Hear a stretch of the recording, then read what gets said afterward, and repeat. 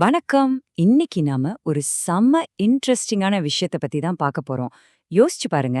செவ்வாய் கிரகத்துல இருந்து ஒரு சிக்னல் வருது. அந்த ஒரு சிக்னல் நாம யாரு, மனுஷ இனம்னா என்ன நம்மளோட மொத்த புரிதலையும் மாத்தி போட்டா எப்படி இருக்கும்? வாங்க, இந்த கதைக்குள்ள போய் என்ன நடக்குதுன்னு பார்க்கலாம். முதல்ல இங்கிருந்து ஆரம்பிப்போம். செவ்வாய் கிரகம்னா நமக்கு என்ன தோணும்? உயிரே இல்லாத வெறும் தூசி நிறைஞ்ச ஒரு சிவப்பு பாறை அப்படிதானே நாம நினைச்சிட்டு இருக்கோம். ஆனா ஒருவேளை அது உண்மையா இல்லனா?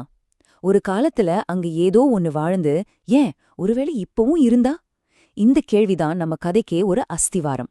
இந்த கதை நடக்கிறது ரொம்ப தூரத்துலலாம் இல்ல, இன்னும் கொஞ்ச வருஷத்துல 2038ல நாசா செவ்வாய் கிரகத்துக்கு ஒரு புது ரொம்பவே முக்கியமான மிஷன் அனுப்புறாங்க. இது சும்மா ஒரு ரிசர்ச் மிஷன் மட்டும் அல்ல, மனித இனத்தோட பெரிய பெரிய கேள்விகளுக்கு பதில் தேடி போற ஒரு பயணம். சோ இந்த மிஷனோட பிளானு ரொம்பவே தெளிவா இருக்கு. அனுப்புனது நாசா, போற இடம் செவ்வாய் கிரகம். முக்கிய குறிக்கோள் ஒன்னே ஒண்ணுதான், அங்க உயிரினங்கள் வாழ்ந்ததுக்கான ஏதாவது தடயம் கிடைக்குமான்னு கண்டுபிடிக்கணும். இந்த சரித்திர முக்கியத்துவம் வாய்ந்த பயணத்துக்கு தலைமை தாங்கிறவர் தான் நம்ம அர்ஜுன். அர்ஜுன் செவ்வாயில தன்னோட வேலைய ஆரம்பிக்கிறான். ஒவ்வொரு நாளும் கிட்டத்தட்ட ஒரே மாதிரி தான் போகுது. கிரகத்தோட மேற்பரப்பு ஸ்கேன் பண்றது, அங்கங்க மண்ணை எடுத்து டெஸ்ட் பண்றது, கிடைக்கிற டேட்டாவை பூமிக்கு அனுப்புறதுன்னு எல்லாமே பிளான் பண்ணபடியே போயிட்டு இருக்கு. ரொம்ப நார்மலான ஒரு ஸ்பேஸ் மிஷன் மாதிரி தான் இதுவும் ஆரம்பிக்குது.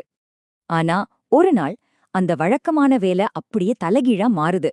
அவனோட கருவிகள்ல ஒரு ரொம்பவே விசித்திரமான சிக்னல் ஒன்னு பதிவாகுது. இது விண்வெளியிலிருந்து வர்ற சாதாரண காஸ்மிக் கதிர்கள் மாதிரியோ இல்ல வேற ஏதாவது இயற்கையான சத்தம் மாதிரியோ இல்லவே இல்ல. இது வேற ஏதோ ஒண்ணு.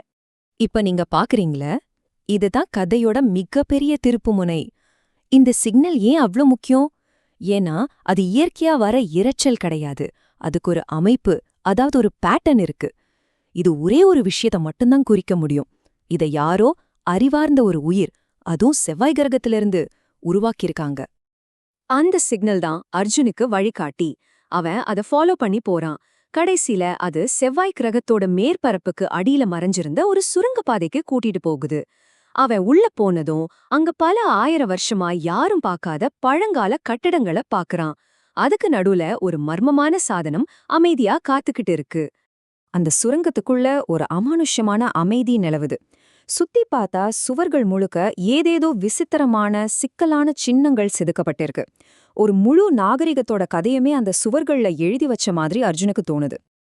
இங்கதான் மர்மம் இன்னும் பெருசாகுது. அந்த சின்னங்களை உத்து பார்க்கும்போது அர்ஜுனுக்கு ஒரு பயங்கர ஷாக். அதுல சில சின்னங்கள் நம்ம பூமியில இருந்த பழங்கால மொழிகள் மாதிரி, குறிப்பா ஈஜிப்ட், மெசபடோமியா எழுத்துக்கள் மாதிரி இருக்கு. இது எப்படி சாத்தியம்? செவ்வாய் கிரகத்துல இருக்கிற ஒரு சுரங்கத்துக்குள்ள பூமி சம்பந்தப்பட்ட விஷயம் எப்படி வந்தது? எல்லா கேள்விக்கும் பதில் அந்த நடுவுல இருக்கிற மிஷின்ல தான் இருக்குன்னு அர்ஜுனுக்கு புரியுது. ஒரு பெரிய மூச்சை இழுத்துக்கிட்டு அவன் அந்த சாதனத்தை ஆன் பண்றான். அந்த நொடி அந்த முழு அறையும் ஒரு நீல நிற வெளிச்சத்துல பிரகாசிக்குது. அந்த மிஷின்ல இருந்து ஒரு ஹோலோகிராம், அதாவது ஒரு முப்பரிமாண காட்சி உருவாகுது. அது ஒரு காலத்துல செவ்வாயில வாழ்ந்து தொழில்நுட்பத்துல ரொம்பவே முன்னேறி இருந்த ஒரு நாகரிகத்தோட கதைய சொல்ல ஆரம்பிக்குது. அவங்களோட நகரங்கள், அவங்களோட வாழ்க்கை முறை, அவங்களோட அறிவுன்னு எல்லாத்தையும் அந்த காட்சி கண் முன்னாடி கொண்டு வருது.